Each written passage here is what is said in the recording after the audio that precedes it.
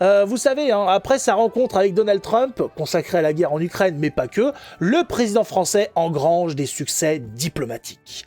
Une bouffée d'air alors qu'il reste impopulaire en France. Regardez cet homme, Macron qui regagne des points grâce à la politique internationale, Macron qui redore son blason, magnifique.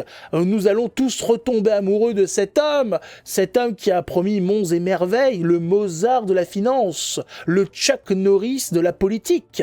Hein, l'anaconda des marécages, je le rappelle, voilà, il a engrangé des succès diplomatiques. Alors l'un des succès diplomatiques engrangés par Monsieur Macron, parce que c'est lui il est allé voir Monsieur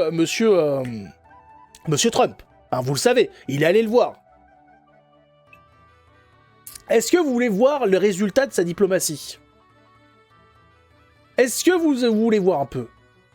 J'en peux plus de sa gueule. Ah oui, bah on a du mal. Résultat du succès diplomatique de Macron, bah c'est qu'une fois qu'il est reparti, Donald Trump annonce que les produits de l'Union européenne seront bientôt taxés à 25%.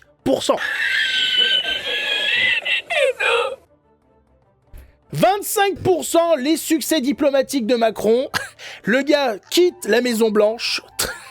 Trump prend le micro. Alors, 25% pour les Européens.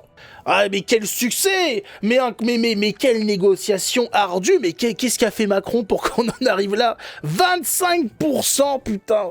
Ah, ça valait le coup de faire des succès diplomatiques, hein. Ouais, ben ils sont où? On les a perdus en chemin, comment ça se passe? Non, parce que il a fait ce qu'il avait annoncé en fait, Trump, donc il y a rien de changé. Il a négocié quoi? Il a parlé de quoi? Oui, exactement. Et Donald Trump sort la sulfateuse contre l'Union européenne en Qu'est-ce expliquant qu'il que a le fait, projet Macron, européen putain s'est construit uniquement pour contrer les États-Unis. En langage Trump, ça donne la déclaration choc suivante. L'Union européenne a été conçue pour emmerder les États-Unis. Et encore, c'est une traduction très polie que je vous fais là. Voilà ce qu'il a déclaré tout à l'heure pendant le premier conseil des ministres de sa présidence. Alors, ça fait un moment déjà que le président américain se plaint de l'Union européenne. Il dit que les Européens arnaquent les États-Unis. Son argumentaire consiste à dire que les industriels européens inondent le marché américain avec leurs produits et qu'à l'inverse, eh bien l'Union européenne aurait érigé des barrières pour empêcher les Américains de prospérer en Europe. Il a redit tout à l'heure, par exemple, que les Européens refusent d'acheter les produits agricoles américains, ce qui au passage est totalement faux. L'Union européenne, c'est le 4e marché mondial pour l'agroalimentaire américain. Mais voilà, Trump dit que ça suffit et que pour rééquilibrer les choses, eh bien, il va imposer une taxe exorbitante sur les produits européens, une taxe, vous l'avez dit, à 25%. C'est une petite les voitures TVA, hein. seront notamment concernées, mais Trump laisse entendre que d'autres produits pourraient également être concernés. On ne sait pas exactement quand cette taxe va entrer en vigueur. Trump dit qu'il fera une annonce très prochainement, mais cette déclaration aujourd'hui ressemble déjà à une déclaration de guerre commerciale entre l'Europe et les États-Unis. Ah ben voilà, hein. Ouais, bravo Macron, hein, le succès international est là. Ah, magnifique, voilà, 25% pour les produits européens. Donc, grosso modo, pour ceux qui ne comprennent pas ce qui se passe, mais en fait, les produits qui vont être exportés aux États-Unis auront leur prix qui va augmenter de 25%. Pour dissuader les gens de se les procurer et privilégier plutôt les produits internes. Ce qui est normal! On peut pas en vouloir à Trump de faire en sorte que les Américains choisissent plutôt les produits fabriqués aux États-Unis que les produits externes. C'est normal, c'est du protectionnisme de base. On fait en sorte que les gens privilégient l'achat de ce qui est fait au sein du pays que ce qui est fait à l'extérieur. Tout simple. Et c'est ce qui a poussé d'ailleurs Apple à relocaliser aux États-Unis pour éviter les taxes sur ses produits. Et voilà, protectionnisme.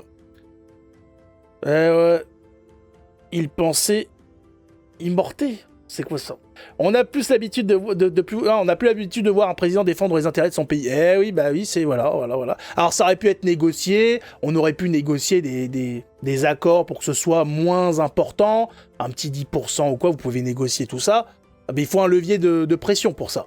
Il faut avoir un certain pouvoir, il faut avoir des choses intéressantes à négocier.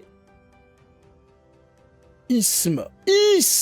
Comment ça, isme? C'est normal. Et balèque de toutes ces conneries, sauf qu'on a des FDP. Bah oui, non mais nous, comme ça a été dit, l'Union européenne a été faite pour être un vassal des USA, donc c'est ce qui s'est passé toutes ces dernières décennies.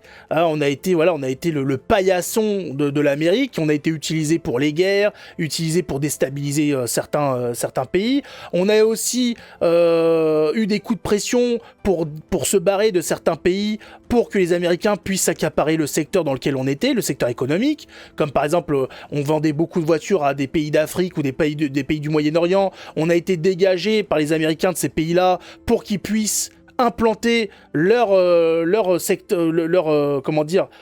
entreprises là-bas à la place des nôtres. C'est le jeu aussi, hein, c'est le jeu. Ça ne tenait qu'à nous de pas suivre. Personne n'a mis un flingue sur la tête de nos dirigeants nationaux pour accepter ce genre de choses.